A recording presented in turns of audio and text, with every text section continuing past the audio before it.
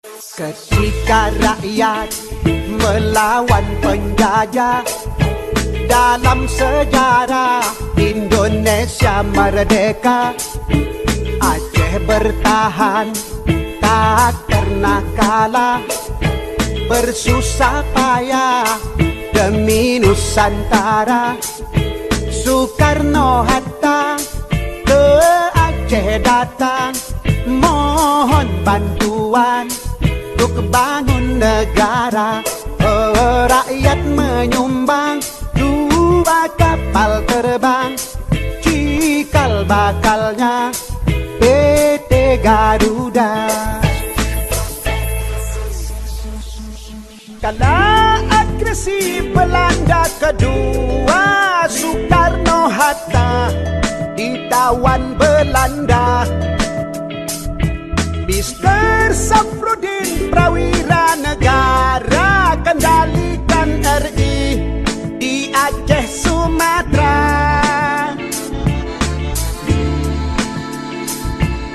Zaman Soeharto pegang pimpinan, Arab berkembang ke mancanegara. Oh, seluruh provinsi dapat bagian hasil gas alam di Aceh Raya. Oh, janganlah Aceh Tuhan lupakan yang telah berjasa seumur masa. Oh, cinta yang ikhlas mari wakafkan, negeri yang aman, rakyat sejahtera. Oh, janganlah Aceh Tuhan lupakan yang telah berjasa seumur masa. Oh, cinta yang ikhlas mari wakafkan, negeri yang aman, rakyat sejahtera.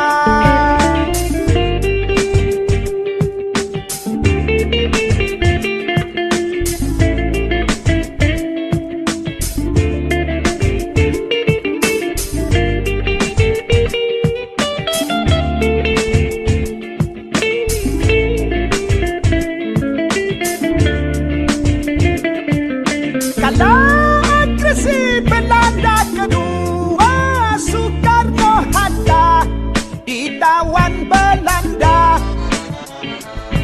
Mr. Safruddin Prawira Negara kendalikan RI di Aceh Sumatera. Zaman Soeharto pegang pimpinan, Arun berkembang ke mancanegara. Oh, seluruh provinsi dapat bagian hasil gas alam di Aceh Raya. Oh, janganlah Aceh Tuhan lupakan yang telah berjasa seumur masa. Oh, cinta yang ikhlas mari wakafkan, negeri yang aman, rakyat sejahtera. Oh, janganlah Aceh Tuhan lupakan yang telah berjasa seumur masa.